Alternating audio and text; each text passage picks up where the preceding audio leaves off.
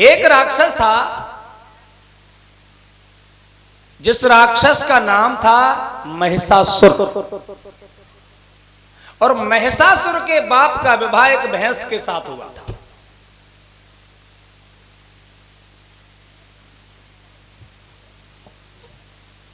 महिष माने होता है भैंस। तो काफी दिनों तक संतानें नहीं हुई, तो उसने भगवान जी की तपस्या की।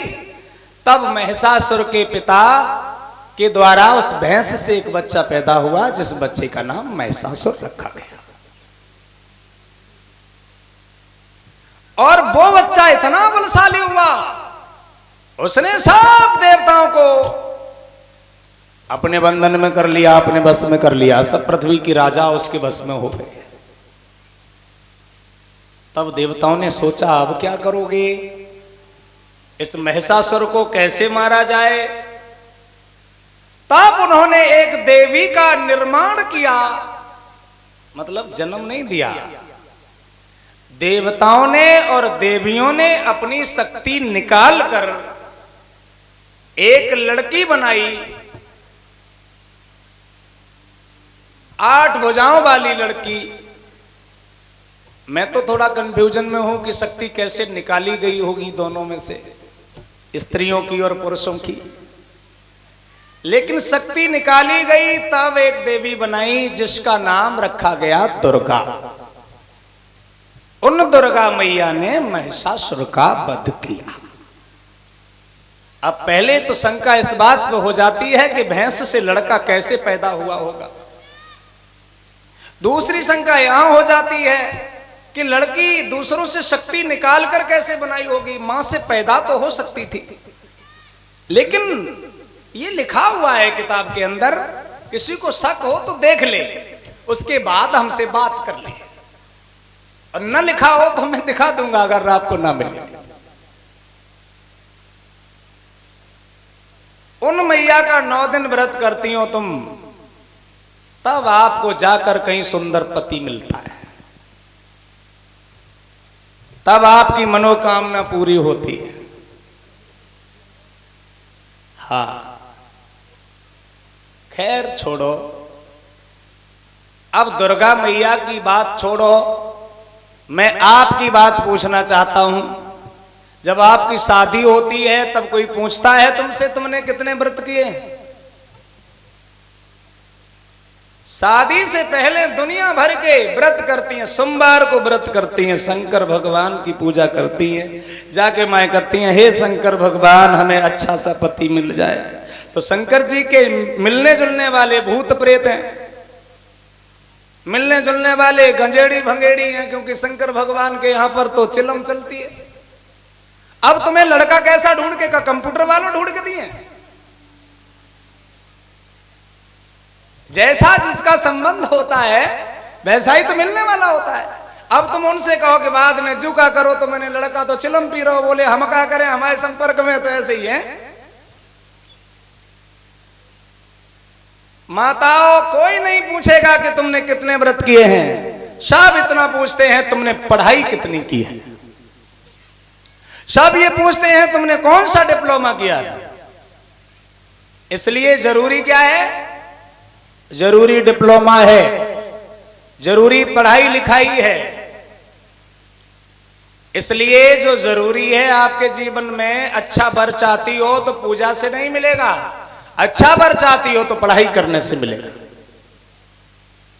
डिप्लोमा करो, बीटीसी करो, बीएड करो और आगे की पढ़ाई करो, कलेक्टर बन जाओ, फिर देखें लड़का अच्छा ना मिल रहा हो, कहूं भगवान में ताकत हो, रोक के दिखाई दे।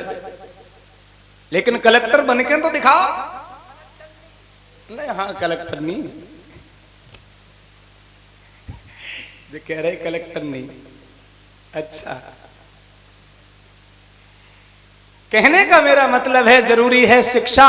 और इसीलिए बुद्ध ने सबसे पहले अपने त्रिशरण में कहा, बुद्धं शरणं गच्छामि, मतलब मैं शिक्षा की शरण में जाता हूं, बुद्धिमान बनने जाता हूं। अब हमसे कोई कहे कि गोबर की पूजा करो, अब नहीं करेंगे। गोबर खीर नहीं खा सकता, चाहे कितनी भी अच्छी गाय का लेके आओ, बोले अच्छी सुंदर गाय हो, देसी गाय का गोबर होना चाहिए, उस पर खीर चढ़ाओ। मैं मानता हूं गाय को खवाओ तो गोबर बन सकता है, लेकिन गोबर को खिलाओगे तो क्या बनेगा? अब तुम तो खीर लेके गई, बोली जा अच्छी गैया को गोबर है। अगर खिलाना चाहते हो तो गाय को खिलाओ। मैं कब कहता हूं गाय को खिलाओ? गाय दुनिया भर का गोबर बना देगी। तो माताओं, गोबर से फायदा है। कई लोग कहते हैं ना कि गोबर तो धन है इसलिए पूछते हैं।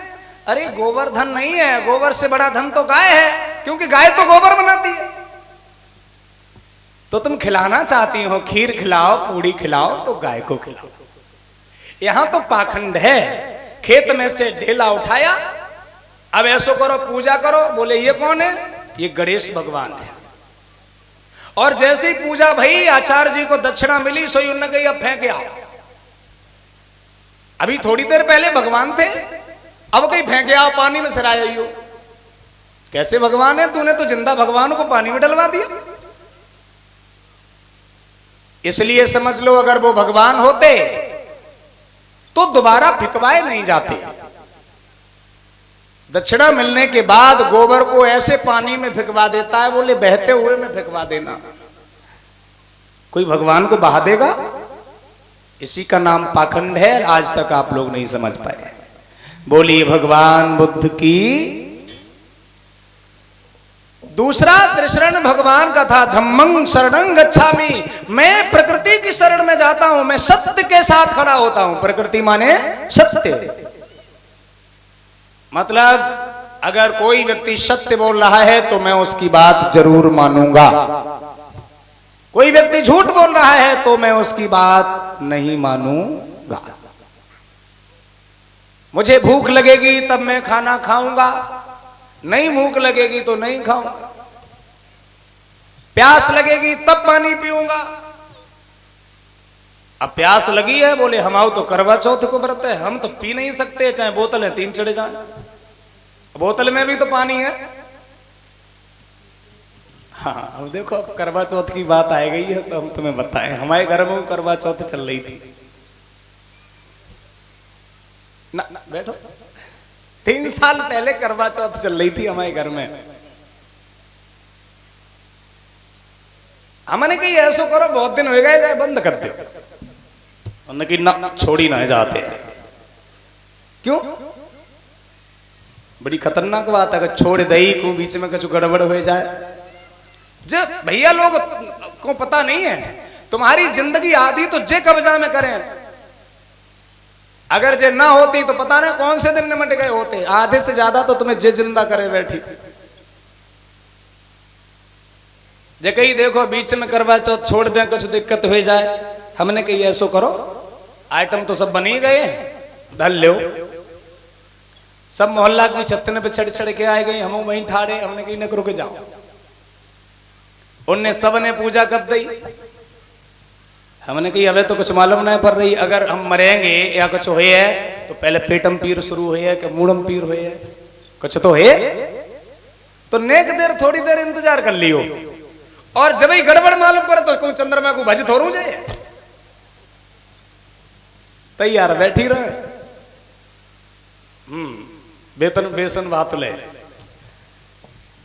घंटा खांड बहुत 2 घंटा भाई पूरा चंद्रमा ने करे के ऊपर आए। वो 11 बजे लो, हम ऐसे ही बहाने करते। उनने कही अब हमें मालूम करते तुम करना नहीं दी। हमने कि नेक दे रो देखो। जैसे ही 12 बजे हमने कही अब कर दो। जगह अब क्यों कर दो, अब तो दिन नहीं करेगा। हमने कही अब ऐसा करो, जगत ही रही हो 1-2 घंटा को, कुछ दिक्कत मालूम पड़े। सोई वे सोए गई। बाकी बाद फिर अगली साल आई, बोले अब राम दो। ताके बाद फिर तीसरी साल आएगी। 3 साल ते अभी तक तो न मत मालूम पड़ रहे, न कुछ पेट में गड़बड़ मालूम पड़ रही। और अगर आप लोग छोड़ो तो एकदम मत छोड़ियो, ऐसे ही धीरे धीरे अजमाए अजमाए के हाँ छोड़ दो। और यहां पर करवा चौथ क्यों नहीं छुट पा रही है? छुट जा से ना रही है। करवा चौथ में साड़ी मिलते 4-5 हजार को इंतजाम गड़बड़ हो जाए। माताओं एक बात ध्यान रखना, चंद्रमा एक आकाशीय उपग्रह है और वो चंद्रमा अपने आप प्रकाशित नहीं है। चंद्रमा सूर्य के प्रकाश से प्रकाशवान है। जिसके अंदर स्वयं का प्रकाश तक नहीं है वो तुम्हें क्या देगा। दूसरी बात, अगर चंद्रमा के चरित्र के बारे में सुनो तो इतना गंदा चरित्र है चंद्रमा का। रामायण पढ़ो, गौतम ऋषि की पत्नी अहिल्या से जब इंद्र ने छल किया तो चंद्रमा मुर्गा बनकर पहरेदारी कर रहा था। मतलब एक लड़की के साथ छेड़छाड़ हो, दूसरा लड़का वहीं बराबर पे रखवारी कर रहा है, तो दोनों बराबर के हकदार हैं कि नहीं है। तो इंद्र अगर वहां उसके साथ में बुरा कर रहा है तो वहां पर चंद्रमा पहरेदारी कर रहा है। अब बताइए, ऐसे आदमी की तुम पूजा कर रही। दूसरी बात, भागवत में लिखा है चंद्रमा अपने गुरु बृहस्पति की पत्नी लेकर फरार हो गया, भगा ले गया। चंद्रमा, मैं नहीं कहता हूं, बृहस्पति गुरु की पत्नी तारा को लेकर भाग गया। अगर न मालूम समझ में आया तो हम दिखा दें किताब में, भागवत ले आओ। ऐसे आदमी की पूजा करनी है तो आसाराम बापू की करो, राम रहीम की करो। ये तो जिंदा है, ये कम से कम खाए तो नहीं है खीर पूरी। माताओं, ये पाखंड है, इसको आप नहीं समझ पाओगी। बोलिए भगवान बुद्ध की